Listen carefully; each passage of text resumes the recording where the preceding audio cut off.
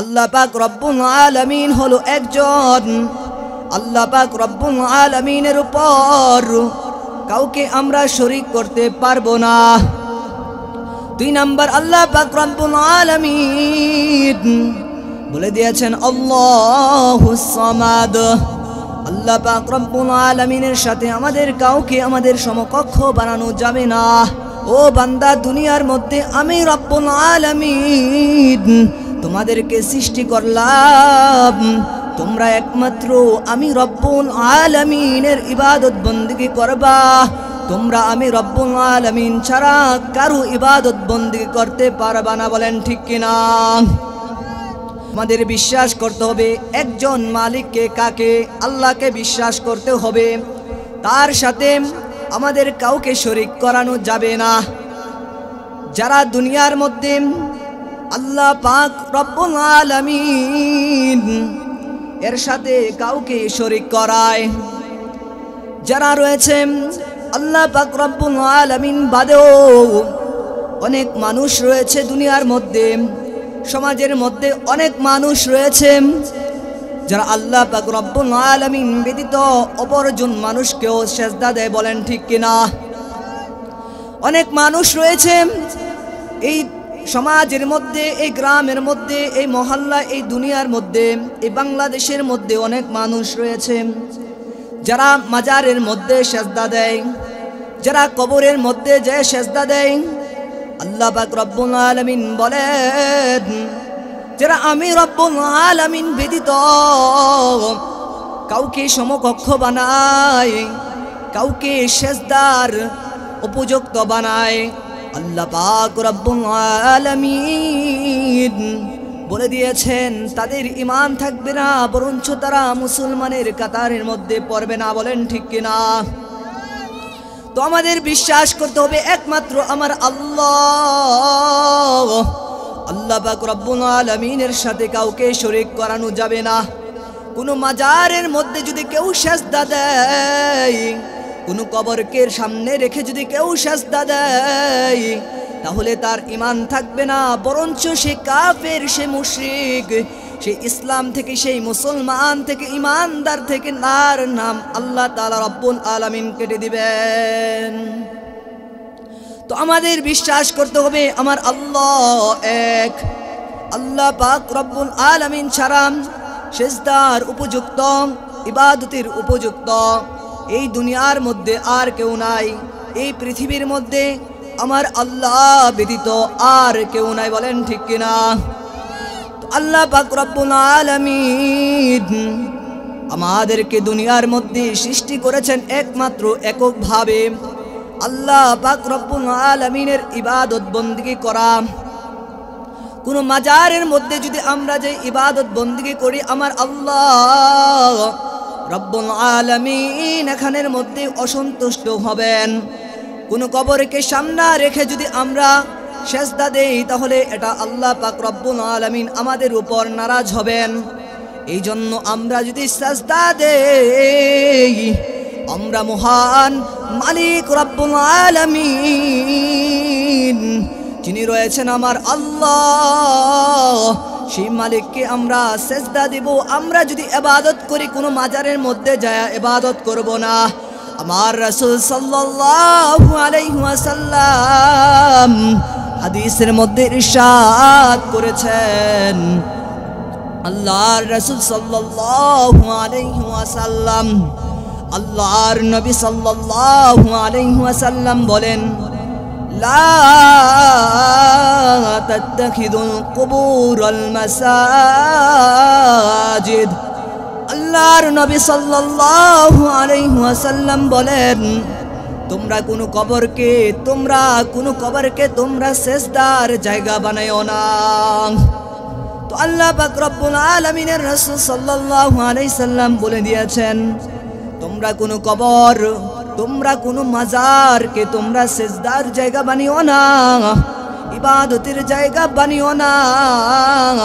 তোমরা যদি ইবাদতের জায়গা বানাও, ও মা বোনেরা, ও সোনাকান্দার বাবারা, তোমরা যদি সেজদার জায়গা বানাইতে চাও, তাহলে তোমাদের সেজদার জায়গা বানাতে হবে।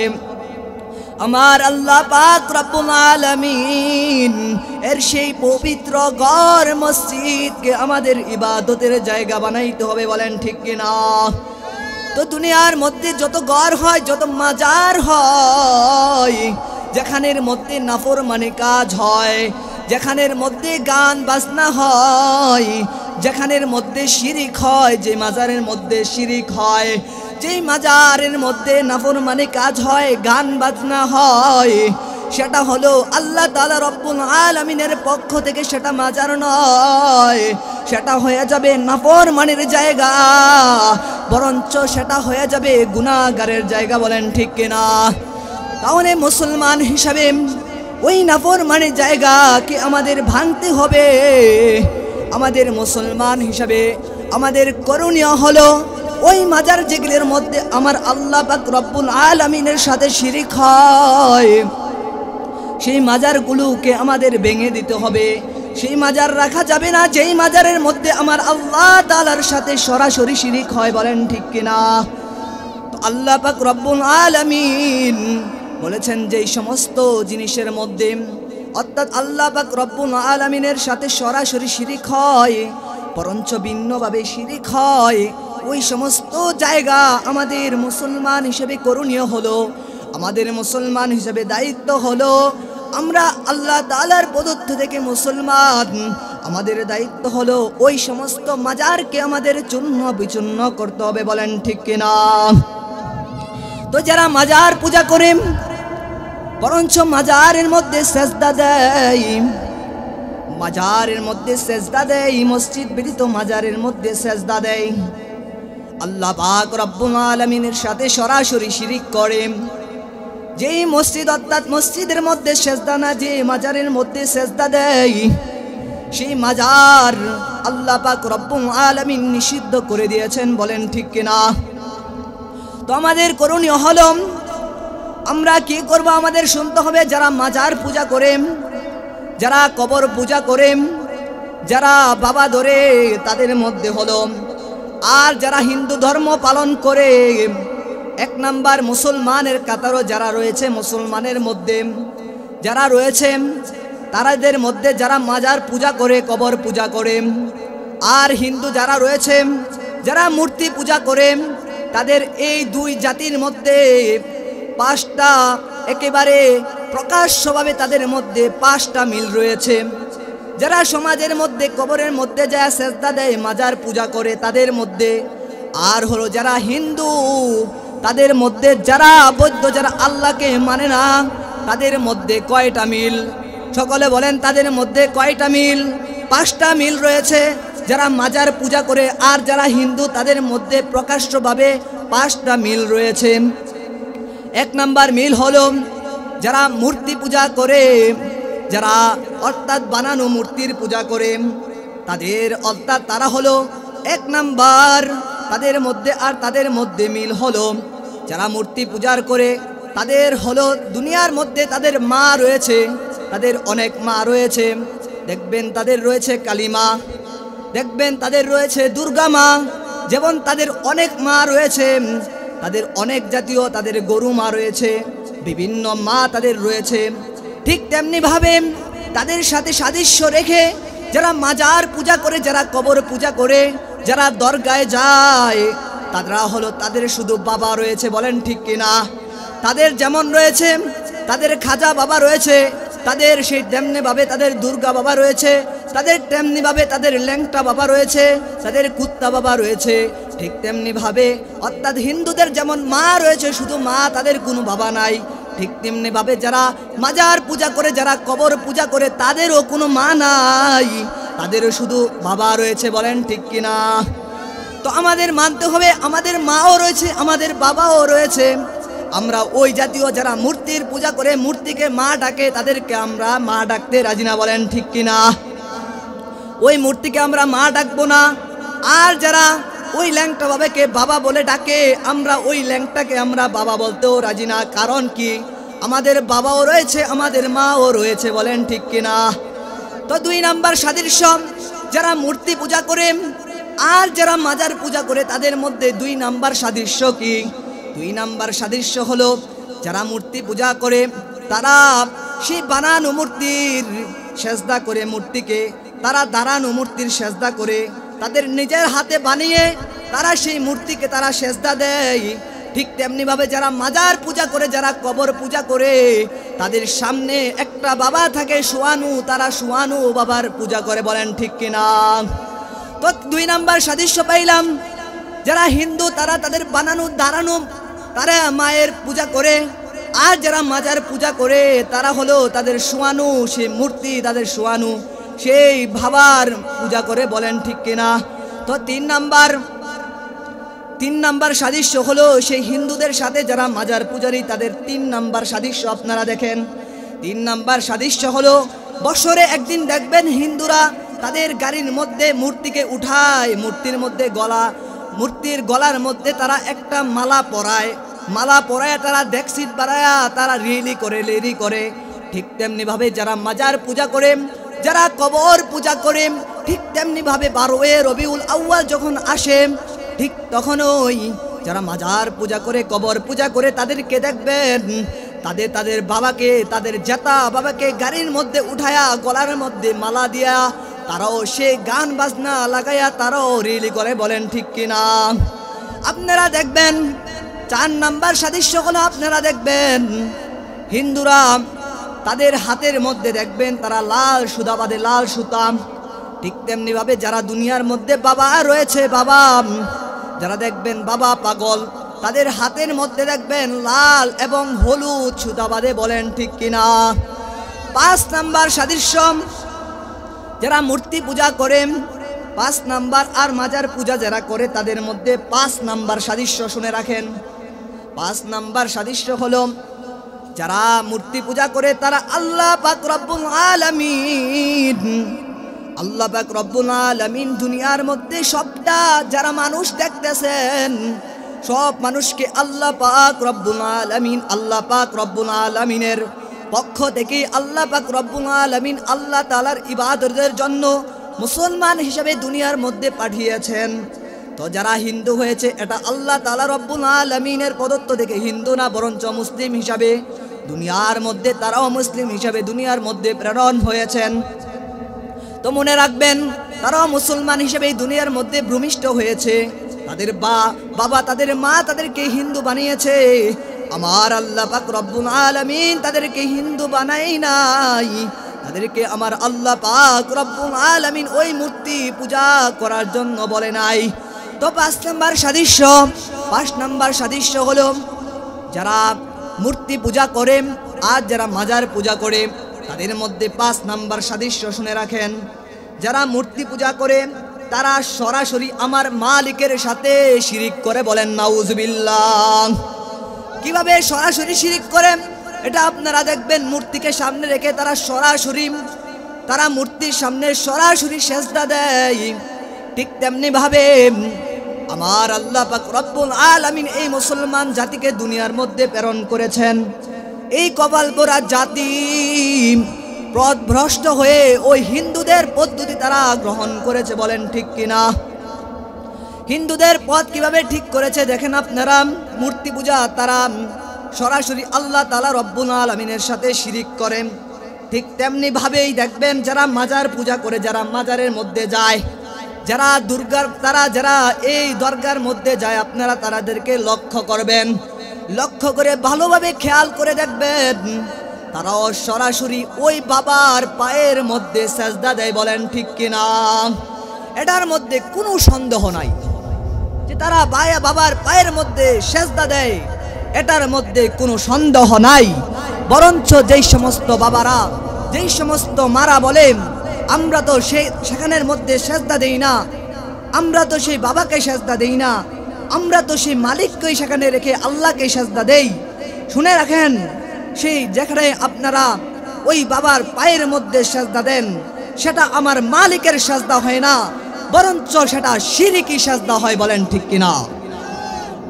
আর যেটা শিরকি সেজদা হবে, যারা শিরকি কাজ করবে, আল্লাহ পাক রব্বুল আলামিন বলে দিয়েছেন, কঠোরভাবে বলে দিয়েছেন, তারা মুসলমান থাকতে পারে না।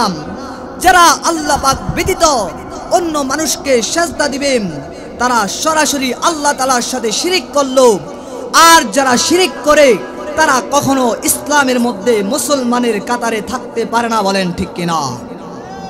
তো যারাই এই সমাজের মধ্যে যে মা বোনেরাই আল্লাহ পাক রব্বুল আলামিন ব্যতীত সেই দুনিয়ার মধ্যে যারা নামাজ পড়ে না, ল্যাংটা বাবাকে তারা বাবা মেনে তারা সেজদা দিয়েছেন, আমার আল্লাহ পাক রব্বুল আলামিনের সাথে শিরিক করেছেন, সেই ল্যাংটা বাবা সে আরো তাদের খাজা বাবা রয়েছেন, খাজা বাবাকে আমার আল্লাহ পাক রব্বুল আলামিনের সাথে শিরিক করেছে। আমার সেই তারা মা বোনেরা বাবারা তারা যে খাজা বাবার পায়ের মধ্যে সেজদা দিয়ে শিরিক করেছেন, মনে রাখবেন তারা ইসলামের কাতারে পড়ে না। মনে রাখবেন, চিহ্নিত করে রাখবেন, তারা মুসলমান নয়, তারা কাফের। বলেন ঠিক কিনা? তো আমরা মনে রাখব, আমরা আল্লাহ পাক রব্বুল আলামিনের সাথে কাউকে শরীক করব না। আল্লাহ বলে দিয়েছেন কুল হু আল্লাহু আহাদ, আমার আল্লাহ পাক রব্বুল আলামিন হলো এক। আমার আল্লাহকে এক বলে মানতে হবে।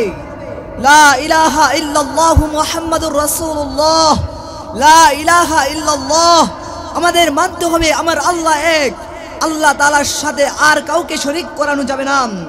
আমার আল্লাহ ব্যতীত প্রভুত্বের সেজদার মালিক আর কেউ হতে পারে না, হতে পারে না। বলেন ঠিক কিনা? তো আমার আল্লাহ পাক রব্বুল আলামিন আমাদেরকে দুনিয়ার মধ্যে পাঠিয়েছেন, আমরা একমাত্র ইবাদত, একমাত্র সেজদা দেব কার পায়ে? আমরা একমাত্র সেজদা দেব আমার আল্লাহ পাক রব্বুল আলামিনের সেই কুদরতি পায়ের মধ্যে আমরা সেজদা দেব। আমরা মসজিদের মধ্যে সেজদা দেব। বলেন ঠিক কিনা? আমরা সেই যেই মাজারের মধ্যে কবরের সামনে সেজদা দেওয়া হয়, আমরা সেই মাজারগুলোকে চিহ্নিত করে রাখব। সেই মাজারগুলোর মধ্যে ইবাদত করা হয়, মাজারগুলোর মধ্যে ইবাদত করা হয়, সেগুলোর মধ্যে আমরা চিহ্নিত করে রাখব। মনে রাখবেন, সেখানের মধ্যে আমার আল্লাহর ইবাদত করা হয় না, সেখানের মধ্যে সরাসরি আমার মালিকের সাথে শিরিক করা হয়। তো যেই জায়গার মধ্যে আমার মালিক রব্বুল আলামিনের সাথে শিরিক করা হয়, সেই জায়গা পবিত্র জায়গা হতে পারে না।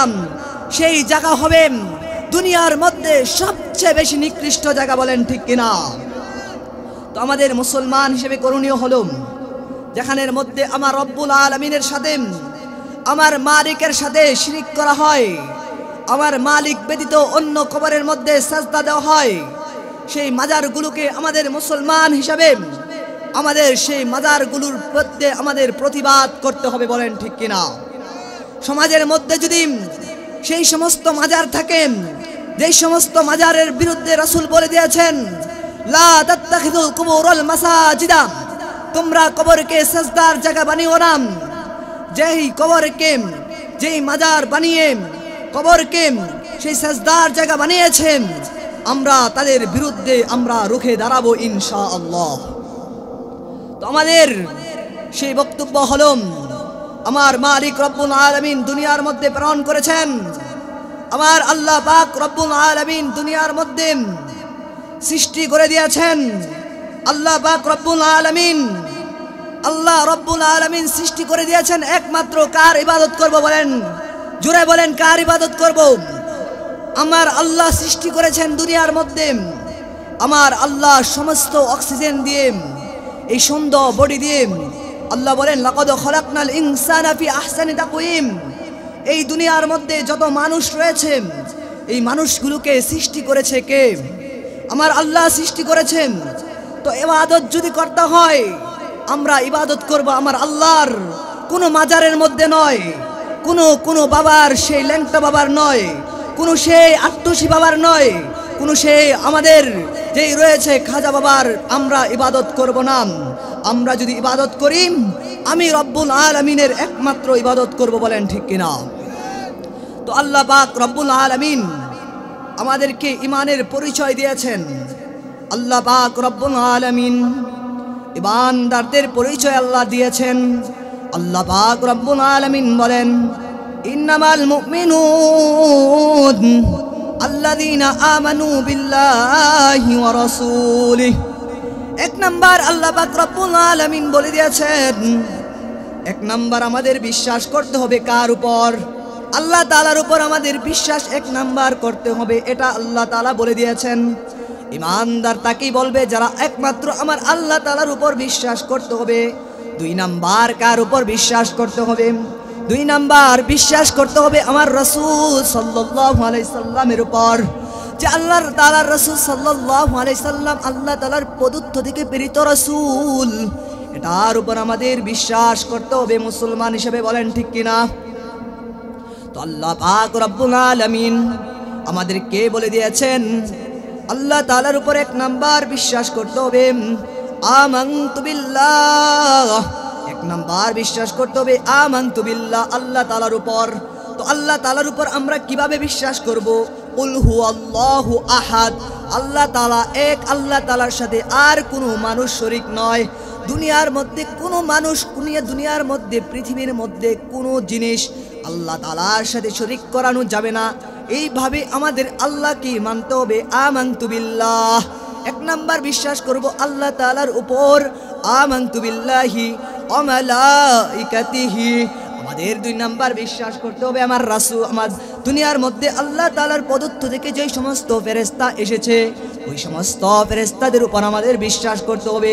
ওয়া মালাইকাতিহি ওয়া কুতুবিহি, আমাদের বিশ্বাস করতে হবে আল্লাহ তাআলা রব্বুল আলামিন বলেন আমাদের যে কোরআন, আল্লাহ তাআলা রব্বুল আলামিন যে কোরআন দিয়েছেন সেই কোরআনের উপর আমাদের বিশ্বাস করতে হবে। তো আল্লাহ তাআলা রব্বুল আলামিন যে কোরআন দিয়েছেন কোরআনের উপর আমাদের বিশ্বাস করতে হবে।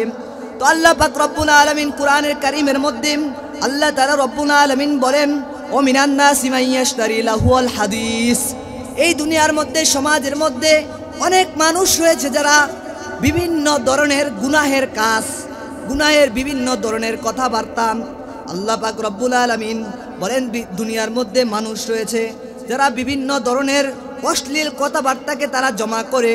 তো এক নাম্বার স্পষ্ট ভাষাই হলো যারা সমাজের মধ্যে কি করে, অমিনাত নাসিমা ইয়াশতারি লাহুল হাদিস, অনর্থক কথাবার্তাকে ক্রয় করে দুনিয়ার মধ্যে ক্রয় করে নিয়ে আসে।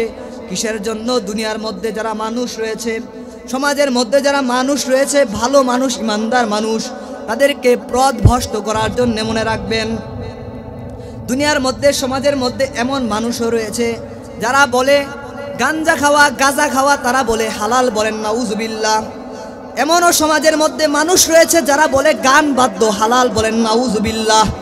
তো আল্লাহ পাক রব্বুল আলামিন বলেন ওমিনান নাসি মান ইয়াশতারি লাহুল হাদিস, এই ব্যাখ্যায় ইবনে আব্বাস রাদিয়াল্লাহু তাআলা আনহুর ব্যাখ্যা দিয়েছেন, অর্থাৎ মদিনা থেকে, মক্কা থেকে নজর ইবনে হারেস গান বাদ্য ক্রয় করে নিয়ে আসতো। কি জন্য ক্রয় করে নিয়ে আসতো? মনে রাখবেন ক্রয় করে নিয়ে এসে যারা রাসূল আকরাম সাল্লাল্লাহু আলাইহি ওয়াসাল্লামের কুরআনে কারীমের পাকের তেলাওয়াত শুনতেন, মুসলমান জাতি, ভালো জাতিরা যারা কুরআনে কারীমের রাসূলের হাদিসের দরজ শুনতেন, রাসূলের মুখ থেকে হাদিস শুনতেন, তাদেরকে বলতো, তাদেরকে এসে সেই নজর ইবনে হারেস গায়িকাদেরকে ক্রয় করে এনে বলতো, গান বাদ্য ক্রয় করে এনে বলতো যে তোমরা যদি ওই মুহাম্মদের কুরআন শোনো তাহলে তোমাদের অনেক কিছু মানতে হবে, তোমাদের অনেক কিছু বিধান মানতে হবে। কিন্তু তোমরা যদি এই গায়িকা নিয়ে আসলাম, এই গায়িকার গান যদি তোমরা শোনো তোমাদের কোনো আমল করতে হবে না, তোমাদের কোনো টেনশন করতে হবে না, তোমরা শুধু গান শুনবা আর তোমরা উপভোগ করবা, বলেন নাউজুবিল্লাহ। তো এটার উদ্দেশ্য কি ছিল? গান বাদ্য ক্রয় করার উদ্দেশ্য ছিল যে তারা যারা আল্লাহওয়ালা মানুষ রয়েছে সমাজের মধ্যে, সেই মদিনার মধ্যে যারা আল্লাহওয়ালা মানুষ ছিল তাদেরকে আল্লাহ পাক রব্বুল আলামিন থেকে সরায়া দেওয়াই তাদের উদ্দেশ্য ছিল। তো মনে রাখবেন সেই নজর ইবনে হারেস 1400 বছর আগে রাসূলের জমানায় ছিল। মনে রাখবেন আজকের সমাজের নজর ইবনে হারেস আগে ছিল একটা, মনে রাখবেন এই সমাজের মধ্যে নজর ইবনে হারেসের মতো আরো 20-30টা রয়েছে, বলেন ঠিক কিনা? তো আপনারা নজর ইবনে হারেসকে কিভাবে চিহ্নিত করবেন? মনে রাখবেন সেই নজর ইবনে হারেসকে আপনারা কিভাবে চিহ্নিত করবেন? সমাজের মধ্যে অনেক মানুষ রয়েছে ওয়াজ মাহফিল দেয়, ওয়াজ মাহফিল তাদের ভালো লাগে না, বরঞ্চ তারা গানের কনসার্ট দেয়। তারা মাজারের মধ্যে তারা গানের আয়োজন করে, অর্থাৎ সেখানের মধ্যে নর্তকী আইনা নাচায়, গায়িকা আইনা গায়, গান গাওয়ায়। কি জন্য?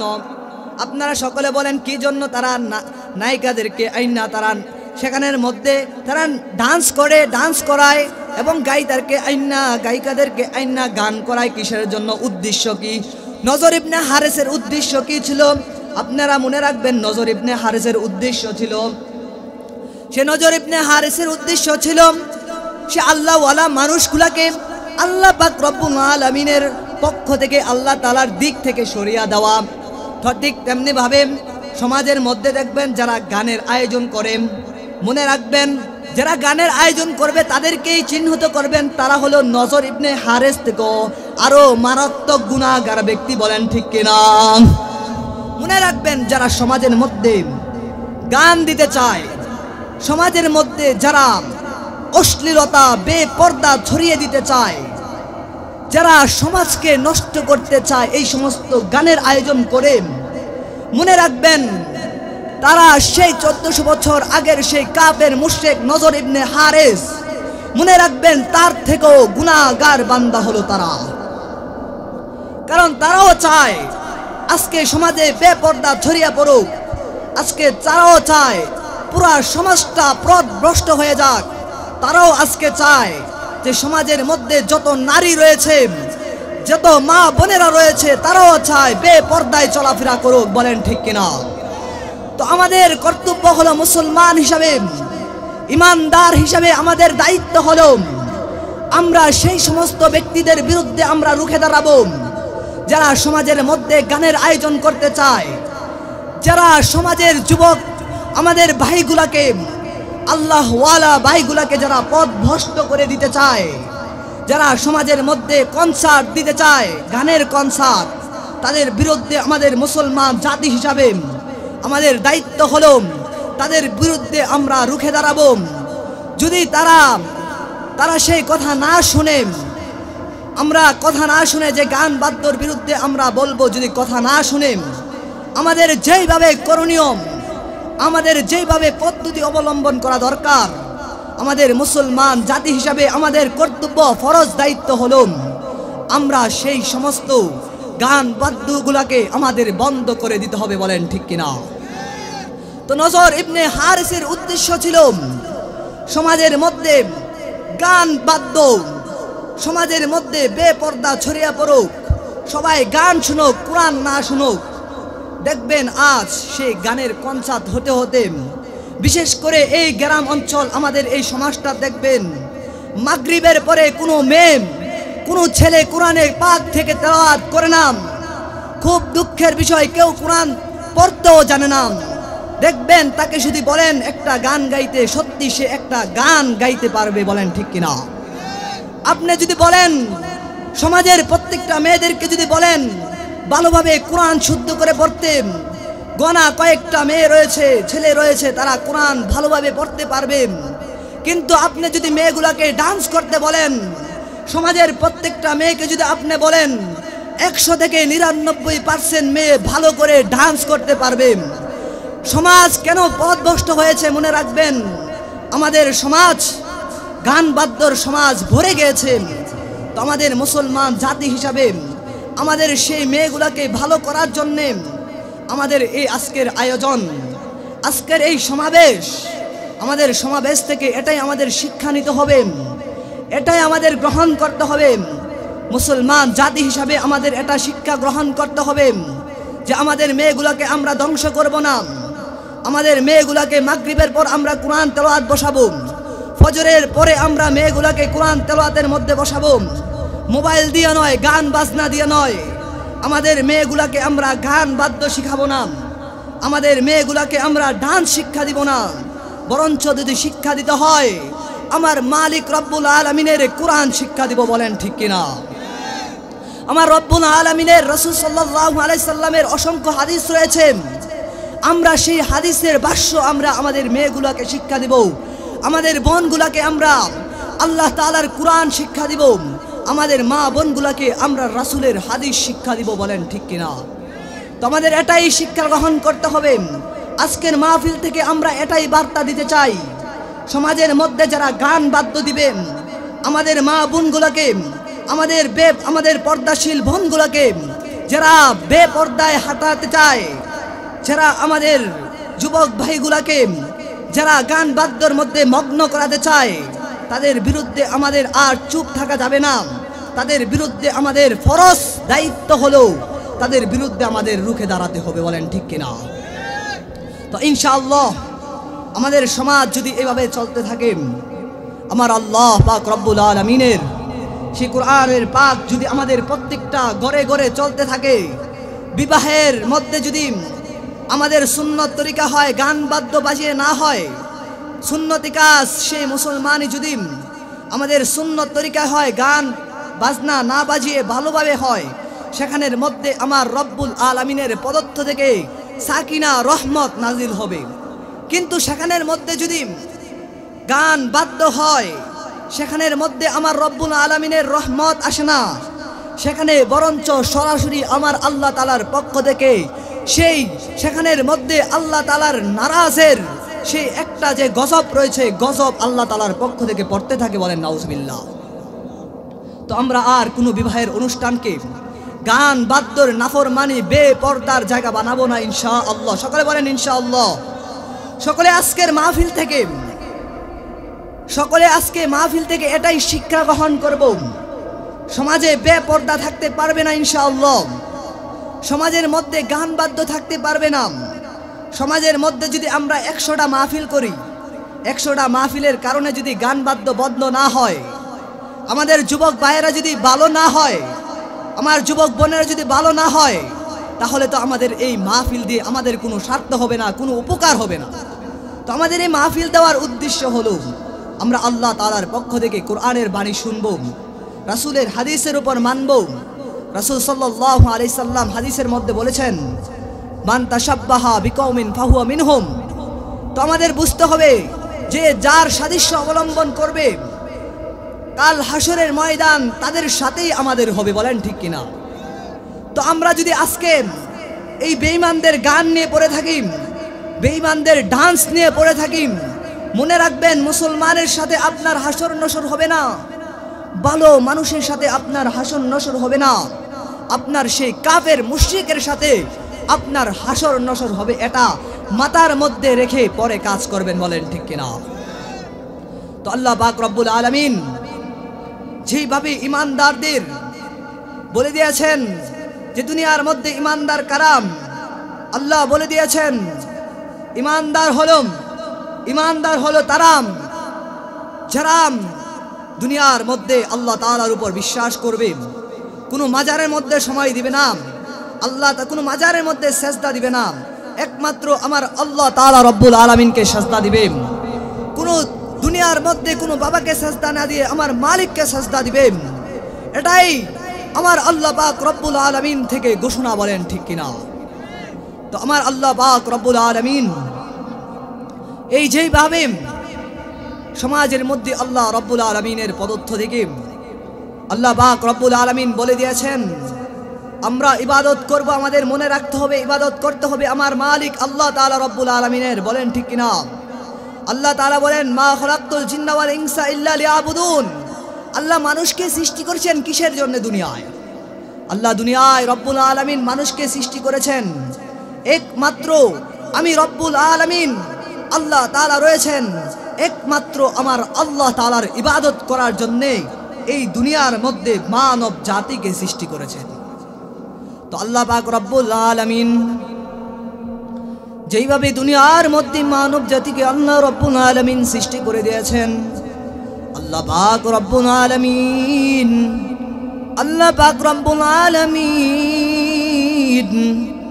আল্লাহ বলেছেন 1 নাম্বার তোমার ঈমান আনতে হবে আমার আল্লাহর।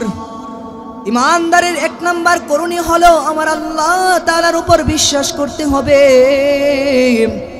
2 নাম্বার আমার রাসূলের উপর বিশ্বাস করতে হবে। আল্লাহ তাআলা রব্বুল আলামিন যে কোরআন নাজিল করেছেন আমার কোরআনের উপর ঈমান আনতে হবে, বলেন ঠিক কিনা? কোরআন যে আল্লাহ তাআলা পর্দার বিধান দিয়েছেন, পর্দার বিধানকে আমাদের অস্বীকার করা যাবে না। অনেক অনেক দুনিয়ার মধ্যে সমাজে পাওয়া যায় তারা পর্দার বিধানকে অস্বীকার করে, পর্দার বিধানকে অস্বীকার করে বসে, কিন্তু আমাদের পর্দার বিধানকে অস্বীকার করা যাবে না। যে ব্যক্তি গানকে অস্বীকার করবে, বলবে গান হালাল, মনে রাখবেন সে কোরআনের বিরুদ্ধে কথা বলেছে, তার কোরআনের উপর আমল করা হলো না, ঈমান আনা হলো না।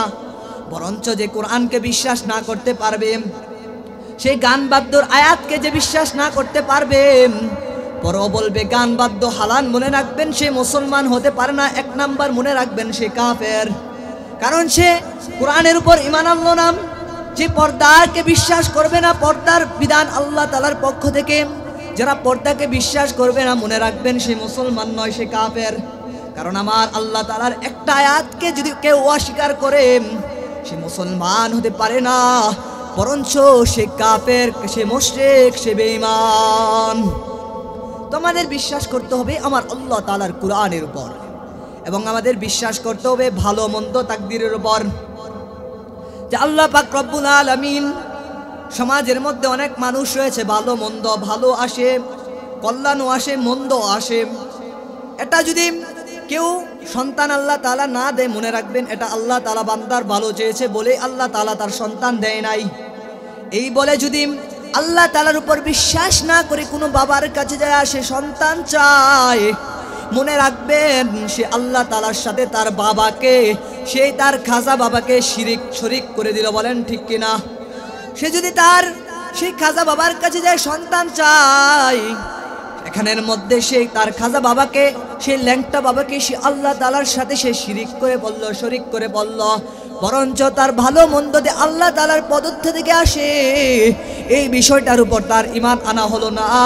মনে রাখবেন যদি এর উপরে ঈমান না আনতে পারে, সেই মুসলমান হতে পারে না, বরঞ্চ সে কাফের, সে মুশরিক, সে বেঈমান। তো আমাদের ঈমান আনতে হবে, যে সমস্ত ভালো মন্দ আসে, সমস্ত বিষয় যে আল্লাহ তাআলার পদত্ব থেকে আসে, সেই সমস্ত বিষয়ের উপর আমাদের ঈমান আনতে হবে। বলেন ঠিক কিনা? তো আল্লাহ পাক রব্বুল আলামিন, যেইভাবে আল্লাহ পাক রব্বুল আলামিন ঈমানদারের পরিচয় দিয়েছেন, ঠিক তেমনি ভাবে আল্লাহ পাক রব্বুল আলামিন, আল্লাহ রব্বুল আলামিনের ঈমানদারের কিছু আলামত আল্লাহ বর্ণনা করে দিয়েছেন। আল্লাহ তাআলা রব্বুল আলামিন বলেন, ওয়াইবাদুর রহমানিল্লাযীনা ইয়ামশুনা আলাল আরদি হাওনা। আল্লাহ পাক রব্বুল আলামিন, মনে রাখবেন এক নাম্বার ঈমানদারের গুণ, সকলে শুনে রাখেন, এক নাম্বার ঈমানদারের গুণ, ওয়াইবাদুর রহমানিল্লাযীনা ইয়ামশুনা আলাল আরদি হাওনা ওয়া ইযা খাতাবাহুমুল জাহিলুনা ক্বালু সালামা। আল্লাহ পাক রব্বুল আলামিন এই আয়াতের মধ্যে এক নাম্বার ঈমানদারের পরিচয় দিয়েছেন, ওয়াইবাদুর রহমানিল্লাযীনা ইয়ামশুনা আলাল আরদ। আল্লাহ বলেন, যারা আল্লাহ তাআলার দুনিয়ার মধ্যে যারা ঈমানদার, যারা মুমিন, বরঞ্চ তারা দুনিয়ার মধ্যে অহংকার, দাম্ভিকতা, অহমিকা নিয়ে তারা জমিনের মধ্যে চলবে না। এক নাম্বার কি? তারা জমিনের মধ্যে অহংকার করে চলবে না। এটা কার গুণ? ঈমানদারের গুণ। সকালে বলেন কার গুণ? ঈমানদারের গুণ। এক নাম্বার ঈমানদারের গুণ মনে রাখবেন। এক নাম্বার ঈমানদারের গুণ হলো, ঈমানদার ব্যক্তি যারা, যারা 5 ওয়াক্ত নামাজ পড়বে, যারা মুমিন, যারা ঈমানদার, তাদের এক নাম্বার গুণ, তাদেরকে আপনারা দেখবেন তারা কোনো সময় অহংকার করবে না। তারা জমিনের মধ্যে কোনো সময় দাম্ভিকতা, অহমিকা নিয়ে তারা জমিনে চলবে না। সমাজের মধ্যে মানুষ রয়েছে যারা মানুষকে মানুষ মনে করে না, তারা জমিনের মধ্যে দাম্ভিকতা, অহংকার, অহমিকা নিয়ে চলে। মনে রাখবেন তাদের করণীয়। আল্লাহ তাআলা রব্বুল আলামিন কুরআনের মাজিদের মধ্যে আল্লাহ বলে দিয়েছেন, ফেরাউনের নাম আপনারা সকলে শুনেছেন কিনা? ফেরাউনের নাম আপনারা শুনেছেন? তো ফেরাউনের নাম আপনারা শুনেন, তার পূর্বে আসেন ইবলিসের মধ্যে আসেন। আল্লাহ পাক রব্বুল আলামিন এই দুনিয়ার মধ্যে যখন মানুষ সৃষ্টি করতে চাইলেন, সর্বপ্রথম কাকে সৃষ্টি করলেন? সকলে বলেন। হযরতে বাবা আদম আলাইহিস সালামকে দুনিয়ার মধ্যে সৃষ্টি করলেন। সৃষ্টি করার পর আল্লাহ পাক রব্বুল আলামিন যখন সৃষ্টি করলেন সমস্ত ফেরেশতাদেরকে আল্লাহ বললেন, তোমরা সকলে আদম আলাইহিস সালামকে তোমরা সেজদা করো, তোমরা সকলে আদমকে তোমরা তার কাছে মাথা নত করো। সমস্ত ফেরেশতারা আদম আলাইহিস সালামের কাছে মাথা নত করলো, ইল্লা ইবলিস মাথা নত করলো না। কেন সে মাথা নত করলো না? ইবলিস বলল, খলাকতাহু ফিত্তিন ওয়া খালাকতানি ফিন্নার, যে তুমি তো আদমকে তুমি সৃষ্টি করেছো মাটি দ্বারা, আর তুমি তো আমাকে সৃষ্টি করেছো আগুনের দ্বারা। তো ইবলিস বলতেছে যে আমি আগুনের তৈরি, আমার লেলি হলো আমি সব থেকে থাকবো উপরে, আগুন থাকে উপরে। আগুন কোথায় থাকে? উপরে থাকে, আর মাটি নিচে থাকে। তো ইবলিস আল্লাহ তাআলার সাথে বলতেছে, অহংকারের সাথে বলতেছে যে আমি আদমকে কেন সেজদা করব? আমি তো হলাম সেই আগুনের তৈরি, আমি তো থাকবো উপরে, আমি মাটির, সেই আদমকে সেজদা করব না। আল্লাহ সাথে সাথে ঘোষণা করে দিলেন, আবা ওয়াস্তাকবার ওয়া কানা মিনাল কাফিরিন। হে ইবলিস, তুমি শুনে রাখো, তুমি অনেক বড় একজন মানুষ ছিলা।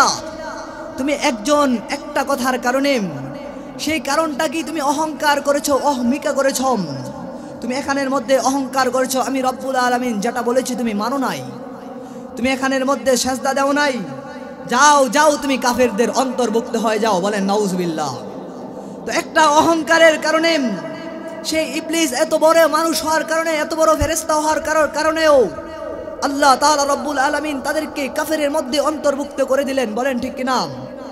আপনারা মনে রাখবেন, সেই ফেরাউনের ঘটনা, ফেরাউনের রাজত্ব কম ছিল না, বেশি। ফেরাউনের যে ক্ষমতা ছিল এই দুনিয়ায়, বাংলাদেশে কেন নয়, এই পৃথিবীর মধ্যে ফেরাউনের যেই ক্ষমতা ছিল, এই পৃথিবীর মধ্যে খুঁজেও ফেরাউনের মতো কোনো ব্যক্তিত্ব পাওয়া যাবে না।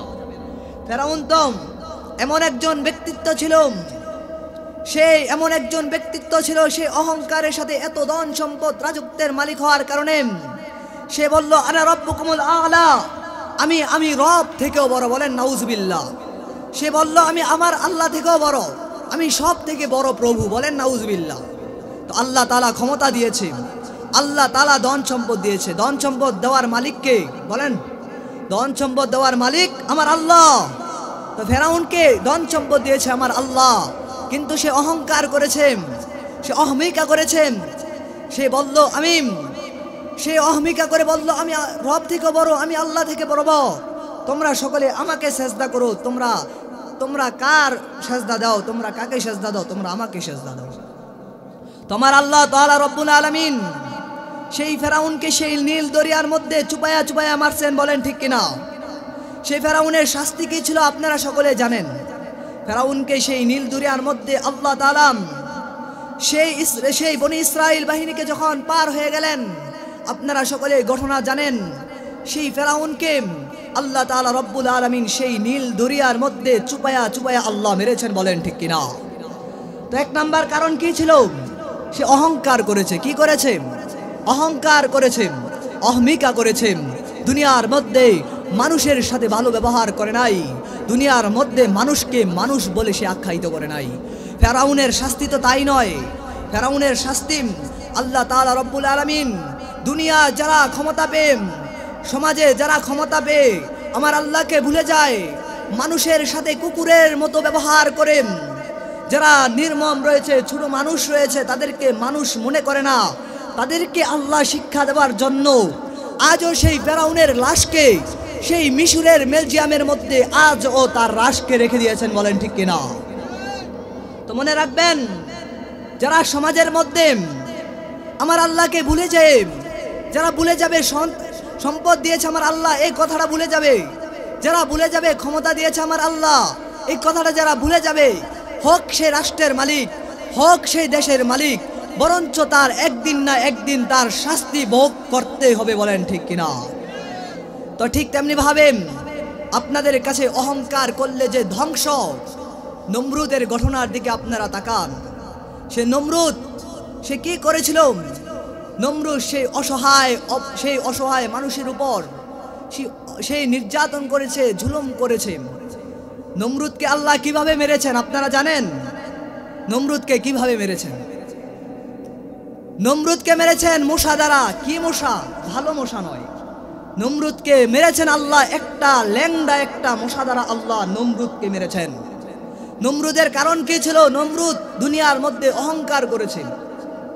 আল্লাহ তাআলা শুধু নমরুদকে মশা দ্বারা মারে নাই, মশা যখন মাথার বৃত্তে ঢুকছে, মশা ভিতরে খালি সেই লাড়া ছড়া করেন, নমরুদের মাথা ঠিক থাকে না, নমরুদ ভালোভাবে খানা খেতে পারে না, চলতে পারে না।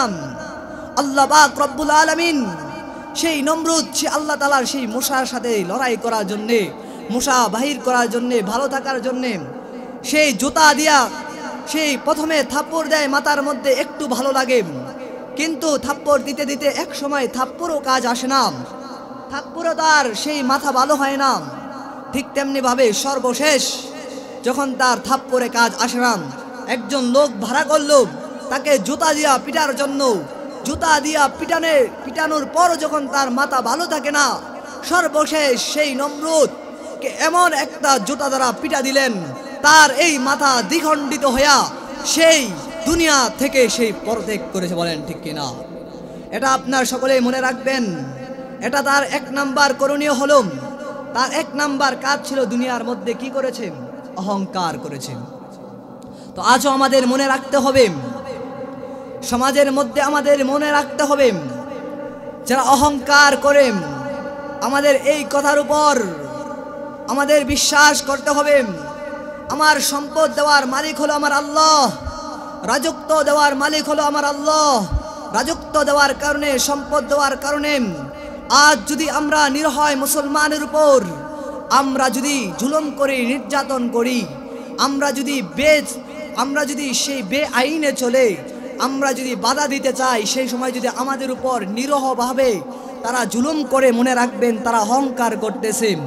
মনে রাখবেন তাদের শাস্তি দুনিয়ার মধ্যে একদিন না একদিন হবে। বলেন ঠিক কিনা?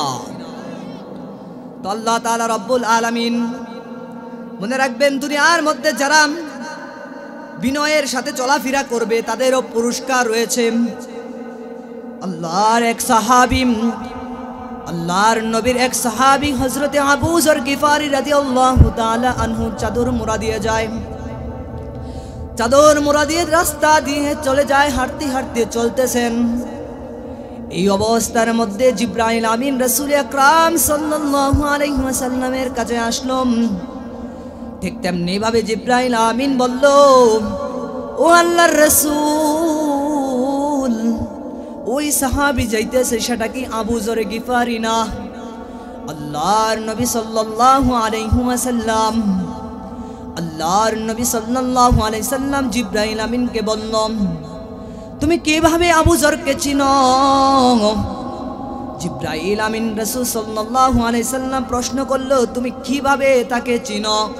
আবু যর তো কোনো সময় রাস্তা দিয়া, কোনো সময় মাথা সেই সব সময় চাদর মোড়া দিয়ে হাঁটে, কোনো সময় চাদর মাথা দিয়ে খোলে না, তা তুমি কিভাবে আবু যরকে চিনো? আল্লাহর নবী সাল্লাল্লাহু আলাইহি সাল্লাম এই প্রশ্ন করার পর সেই সেখানের মধ্যে জিবরাইল আমিন রাসূল সাল্লাল্লাহু আলাইহি সাল্লামকে এই প্রশ্নের উত্তর দিয়েছেন, তোমার আবু যর গিফারি রাদিয়াল্লাহু তাআলা আনহুর ভিতরে দুইটা আমল রয়েছে। কয়টা আমল? দুইটা আমল রয়েছে। দুইটা আমলের কারণে আমি এক নাম্বার, আমি জিবরাইল আমিন চিনি না, বরঞ্চ আসমানের যত ফেরেশতা রয়েছে এমন ফেরেশতা নাই যে তোমার এই সাহাবী আবু যরকে চিনে না। বলেন সুবহানাল্লাহ। তো আবু যর গিফারি রাদিয়াল্লাহু তাআলা আনহুর আমল কি? এখানের মধ্যে জিবরাইল আমিন কে রাসূল বলতেছেন, আমলটি বলো, আমল কি? জিবরাইল আমিন এক নাম্বার আমল বলল, তোমার এই সাহাবীর এক নাম্বার আমল হলো, তোমার এই সাহাবী এত বড় সাহাবী, এত বড় সাহাবী হওয়ার পরও এই সাহাবী তোমার সাহাবীকে সব সময় ছোট মনে করে। কি মনে করে? সব সময় এক নাম্বার তোমার সাহাবীর এক নাম্বার আমল হলো, তোমার সাহাবী সব সময় তোমার এই সাহাবীকে, তোমার সাহাবী নিজেকে ছোট মনে করে। এক নাম্বার আমল কি? এক নাম্বার আমল হলো এই সাহাবী সব সময় নিজেকে ছোট মনে করে, তাকে নিজেকে বড় মনে করে না। আমাদের মনে রাখতে হবে দুইটা আমল করতে রাজি আসিনি। সকালে বলেন দুইটা আমল আমরা করতে রাজি আসিনি। সকালে বলেন ইনশাআল্লাহ। এক নাম্বার আমল কি শুনে রাখেন, এক নাম্বার আমল হলো সবসময় আমাদের নিজেকে ছোট মনে করতে হবে। এক নাম্বার সবসময় আমাদের নিজেকে ছোট মনে করতে হবে, কিন্তু আমরা আজ তার মধ্যে রাজি নয়, বলেন ঠিক কিনা? আমরা আজ নিজেকে ছোট মনে করতে রাজি নয়। আজ যদি কিছু সম্পদের মালিক হই, মনে করি আমার মতো সম্পদশালী সমাজের মধ্যে আর কেউ নাই, বলেন ঠিক কিনা? আজ যদি সমাজের মধ্যে কিছু মানুষ কিছু রাজত্বের মালিক হয়ে যায়, কিছু জায়গার মালিক হয়ে যায়, সেই মনে করে আমি সবচেয়ে বেশি ধনী, আমার থেকে সমাজের মধ্যে আর কেউ ধনী নয়। তাদেরকে আপনি ঘোষণা দিয়ে দেন, যারা দুনিয়ায় ক্ষমতাশীল রয়েছে তাদেরকে আপনি বলে দেন, কুলিল্লাহুম্মা মালিকাল মুলক, দুনিয়ার মধ্যে যত রাজত্ব রয়েছে, দুনিয়ার মধ্যে যত সম্পদ রয়েছে, সব জিনিসের মালিক আমার আল্লাহ। বলেন কে? আমার আল্লাহ। কুলিল্লাহুম্মা মালিকাল মুলক তুতিল মুলকা মান তাশা, আল্লাহ যাকে চায় আল্লাহ তাকেই রাজত্ব দেয়, যাকে চায় তাকেই রাজত্ব দেয়। আল্লাহ তাআলা বলেন, যাকে আল্লাহ চায় তাকেই রাজত্ব দেন, আর যাকে আল্লাহ চান তাকেই দুনিয়ার মধ্যে রাজত্ব দেয় না, তাকে গরিব হিসাবে রেখে দেন। আল্লাহ তাআলা বলে দিয়েছেন। তো দুনিয়ার মধ্যে যারা, সমাজের মধ্যে আমরা যারা আমাদের নিজেকে বড় মনে করি, এখানের মধ্যে আবু যর গিফারি রাদিয়াল্লাহু তাআলা আনহুর এই আমলটাকে আমরা সকলে ধরে রাখবো। আমরা আজকে মুসল্লি 5 ওয়াক্ত নামাজ পড়ি, 5 ওয়াক্ত নামাজই পড়লে আমরা মনে করি আমরা সব থেকে বড় মুসল্লি হয়ে গেলাম। না না ভাই, আমরা সব থেকে বড় মুসল্লি হই নাই। আমাদের স্বাস্থ্য দিয়েছে, সুস্থ রেখেছেন, সকলে বলেন কে? আমার আল্লাহ। আমাকে নামাজ পড়ার শক্তিটা কে দেয়? আমার আল্লাহ দেয়। কে দেয়? আমার আল্লাহ দেয়। আমাকে আজকে সুস্থতা দান করেছেন, আজ ক্ষমতা দিয়েছেন। আমি যদি আজ ক্ষমতার অহংকার করি, আজ যদি আমি 5 ওয়াক্ত নামাজ পড়ি, সমাজে ঘুরে বেড়াই আর বলি আমি 5 ওয়াক্ত নামাজি, আমি যদি অহংকার করে বলি, তাহলে মনে রাখবেন এই শক্তি দিয়েছে আমার আল্লাহ, নামাজ পড়ার তৌফিক দিয়েছে আমার আল্লাহ। যদি আজকে আপনি অহংকার করেন, কাল আপনি দেখবেন আপনার এই শক্তিটা আপনার গায়ে নাই, বলেন ঠিক কিনা? তো আমরা কেউ অহংকার করব না। 1 নাম্বার আমল, আমরা সব সময় যত বড়ই মালিক হই, যত টাকার যত সম্পদের মালিক হই, আমরা সব সময় আমাদের নিজেকে ছোট মনে করতে রাজি আছি কিনা সকলে বলেন? আমরা সব সময় নিজেকে ছোট মনে করব। আমরা যদি ছোট মনে করতারি, এই আবু যর গিফারি রাদিয়াল্লাহু তাআলা আনহু কত বড় একজন সাহাবী। আবু যর গিফারি রাদিয়াল্লাহু তাআলা আনহু নিজেকে ছোট মনে করেছেন, নিজেকে সবচেয়ে বড় গুনাহগার ভেবে তিনি তাকে সব সময় চাদর মোড়া দিয়ে যায়, কিন্তু তার মর্যাদা আল্লাহ তাআলা বাড়িয়ে দিয়েছেন। সম্মান দেওয়ার মালিককে আল্লাহ তাআলা বলেন, সম্মান দেওয়ার মালিককে আল্লাহ।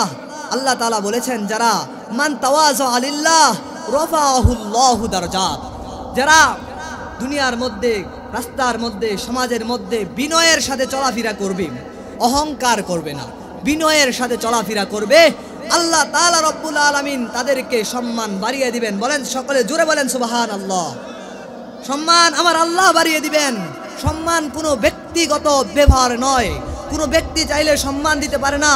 আমার আল্লাহ যদি কাউকে সম্মান দিতে পারে, দুনিয়ার কোনো ব্যক্তি ধরে রাখতে পারবে না, বলেন ঠিক কিনা? তোমাদের মনে রাখতে হবে, সম্মান দেওয়ার মালিক আমার আল্লাহ, সম্পদ দেওয়ার মালিক আমার আল্লাহ, ইজ্জত দেওয়ার মালিক আমার আল্লাহ, বেউজ্জতের মালিকও আমার আল্লাহ, এটা আমাদের মনে রাখতে হবে। তো আবু যর গিফারি রাদিয়াল্লাহু তাআলা আনহুর 2 নাম্বার আমল হলো, সে আবু যর গিফারি রাদিয়াল্লাহু তাআলা আনহু সব সময় সূরাতুল ইখলাস পাঠ করতেন। সূরা ইখলাস সকলে পারিনি? সূরাতুল ইখলাস হলো কুল হুয়াল্লাহ সূরা। তো সূরাতুল ইখলাস এটা আমরা সকলে আমল করব। কুল হুয়াল্লাহ সূরা একটু পরে নামাজ পড়ি, একটু পরে। আচ্ছা, আমরা আযান দিয়ে এখন নামাজ পড়ব না, আপনি নামাজ পড়ুন। তো কুল হুয়াল্লাহ সূরা সব সময় আমরা যারা এখানে আছি আমরা এখানেই নামাজ পড়ব, হ্যাঁ ইনশাআল্লাহ। তো কুল হুয়াল্লাহ সূরা আবু যর গিফারি বেশি বেশি তেলাওয়াত করতেন। কারণ কি, একবার যদি কেউ সূরা ইখলাস পাঠ করে, তার আল্লাহ পাক রব্বুল আলামিন তার আমল নামায় 10 পারা কোরআন শরীফ খতম করার সওয়াব দান করে, বলেন সুবহানাল্লাহ। আর যদি কেউ 10 বার, যদি কেউ 2 বার পাঠ করে, তার 20 পারা কোরআন পড়ার আল্লাহ সওয়াব দান করেন। আর যদি কেউ 3 বার সূরাতুল ইখলাস পাঠ করেন, আমার আল্লাহ পাক রব্বুল আলামিন তাকে পুরা কোরআন শরীফ খতম করার সওয়াব আল্লাহ দান করেন। বলেন সুবহানাল্লাহ।